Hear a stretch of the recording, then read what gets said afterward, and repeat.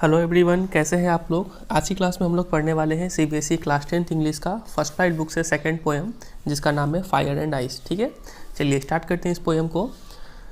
तो लिखा हुआ है, some say the world will end in fire, some say in ice. तो इस पोएम के जरिए जो पोएट है रॉबर्ट फ्रॉस्ट एक आइडिया देना चाहते हैं। वो आइडिया क्या है कि दो ग्रुप ऑफ पीपल है। एक ग्रुप ऑफ पीपल कहता है कि ये जो पूरा वर्ल्ड है वो फायर की वजह से डिस्ट्रॉय हो जाएगा। मतलब अर्थ का जो कोर है, इंटीरियर ऑफ द अर्थ है, वो इतना हीटअप हो जाएगा कि वहाँ पे लाइफ एग्जिस्ट करना इम्पॉसिबल सा होगा। तब क्या होगा, वर्ल्ड डिस्ट्रॉय हो जाएगा।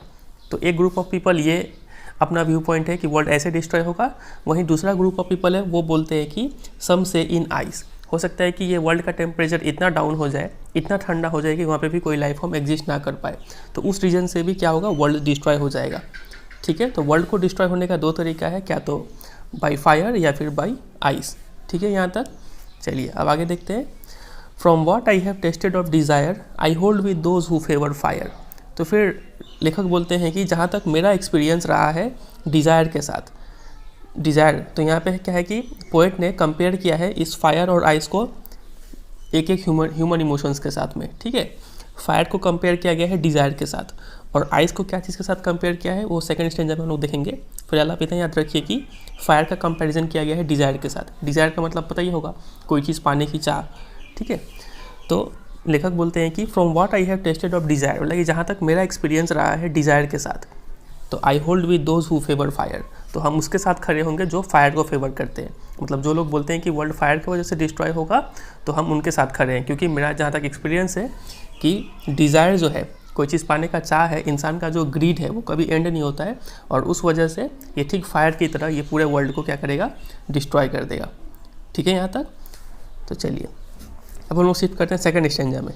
तो सेकंड स्टेंजा में देखिए क्या लिखा हुआ है, but if it had to perish twice, अगर इस वर्ल्ड को परिश का मतलब नीचे लिखा गया है डाई, अगर इस वर्ल्ड को डिस्ट्रॉय होने का दोबारा मौका दिया जाए, ऑप्शन दिया जाए अर्थ को कि अगर तुम एक चांस और दिया जाए डिस्ट्रॉय होने का इस वर्ल्ड को, तो वो क्या होगा।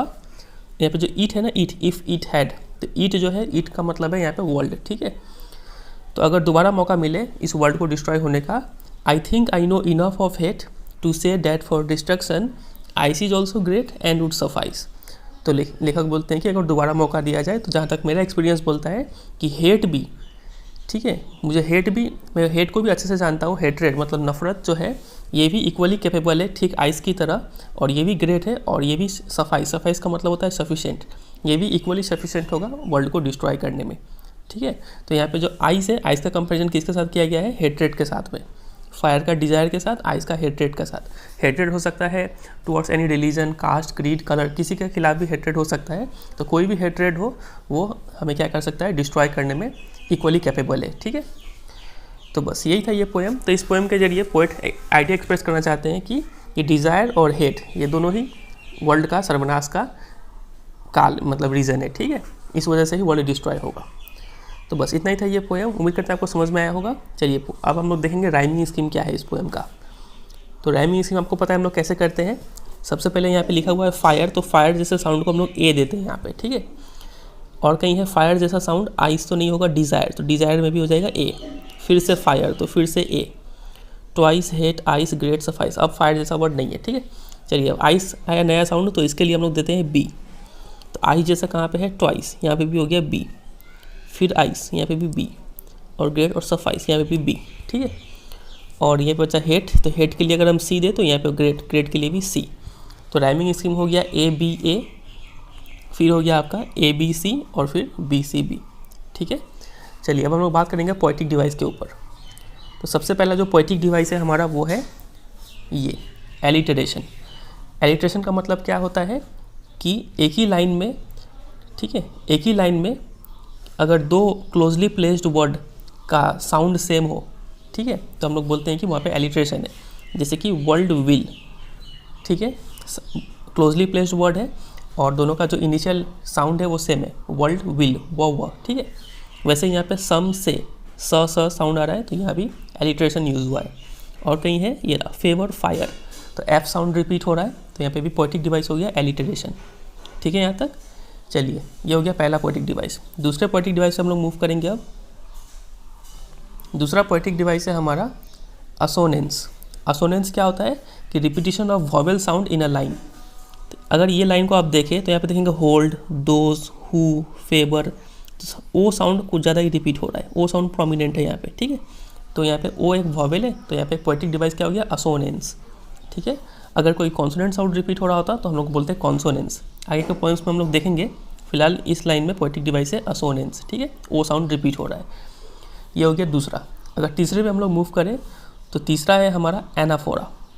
अब एनाफोरा क्या होता है कि मान लीजिए ये दो लाइन है, दोनों लाइन का इनिशियल वर्ड देखिए, वर्ड या फिर एक्सप्रेशन भी बोल सकते हैं क्योंकि दो वर्ड यहाँ पे, तो सम से दोनों का इनिशियल वर्ड या फिर एक्सप्रेशन सेम हो तो यहाँ पे पोएटिक डिवाइस जो है वो है एनाफोरा, ठीक है। तीसरा हो गया। अब हम लोग मूव करते हैं चौथे पे। चौथा आपका हो गया पर्सोनिफिकेशन।